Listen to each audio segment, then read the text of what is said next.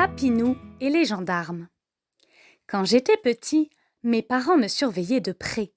J'avais seulement le droit d'aller jusqu'à la grande clairière qui s'étend au-dessous de notre maison. Mes petits copains se moquaient de moi. Ils me traitaient de poltron et même de poule mouillée.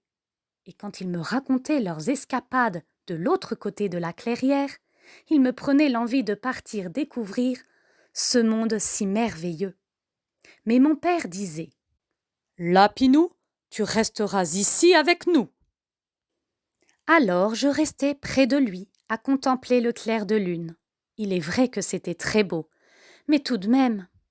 Un jour, à force d'insister, j'obtins enfin la permission d'accompagner mes amis. Mais je ne devais pas dépasser les limites de notre bois et rentrer avant minuit. Et nous voilà partis. Nous étions une dizaine de jeunes lapins à trotter dans les sentiers. Les plus malins étaient loin devant. Moi, j'allais moins vite, découvrant à chaque pas un monde mystérieux. De nouvelles plantes, des arbres nouveaux, des fleurs et des odeurs nouvelles. Et tout cela m'enchantait.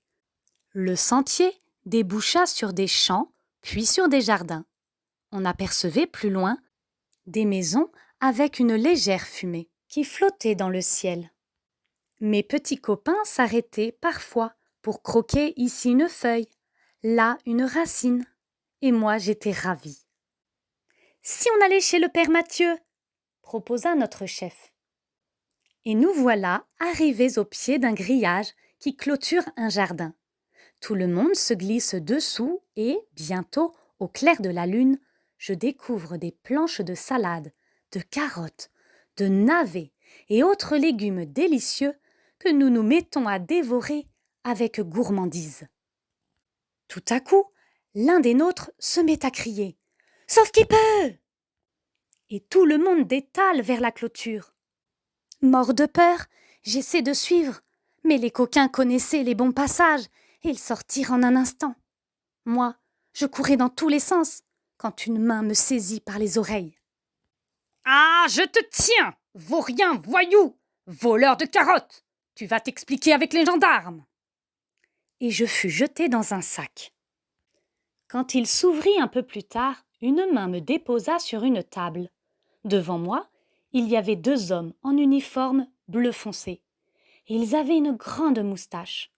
C'étaient des gendarmes. Ils m'interrogèrent sans pitié. « Nom, prénom, adresse, profession des parents ?» J'étais paralysée par la peur et je bredouillais mes réponses. Ils voulaient surtout savoir si j'étais le chef des voleurs de carottes qui saccageaient les jardins potagers du pays. Ils comprirent finalement que je n'étais qu'un pauvre petit lapin inoffensif qui s'était laissé entraîner par des garnements. « Le juge décidera, » dirent-ils. Ils m'emmenèrent en cellule. Pour déjeuner, je n'eus pendant plusieurs jours qu'une feuille de salade desséchée et un bol d'eau claire. Et j'étais torturée en pensant à l'angoisse de mes parents. J'avais promis de rentrer avant minuit. Quand allait-on me libérer ? Le juge arriva enfin. Il recommença l'interrogatoire comme si j'avais menti aux gendarmes.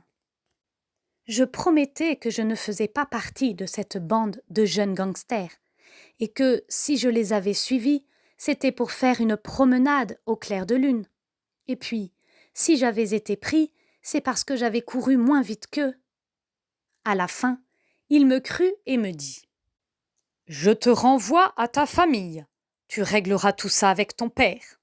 Mais je te surveille, ne recommence jamais. » Le soir même, le juge me libéra. Un gendarme me conduisit à l'entrée du bois, là où débouchait le sentier qui conduisait chez mes parents. Le plus difficile restait à faire. Rentrer à la maison et me faire pardonner. Je retrouvai la campagne et la liberté avec une immense joie. Les odeurs des sous-bois et par-dessus tout, là-haut, le grand ciel bleu et le clair de lune.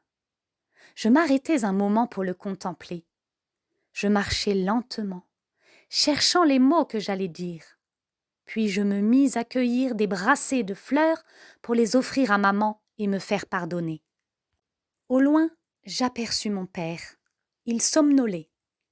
Ma mère en faisait autant, la tête penchée sur son épaule. J'avançai doucement, sans faire de bruit. Mais elle m'entendit et se réveilla. Alors je me réfugiai dans ses bras. Le bouquet de fleurs me tomba des mains. Mon père se réveilla à son tour. En me voyant, il fronça un instant les sourcils, puis il me serra dans ses bras, sans un mot. Nous sommes restés ainsi, tous les trois, devant notre maison, embrassés, rassurés, apaisés. Dans le ciel, le clair de lune est doux, doux comme le bonheur.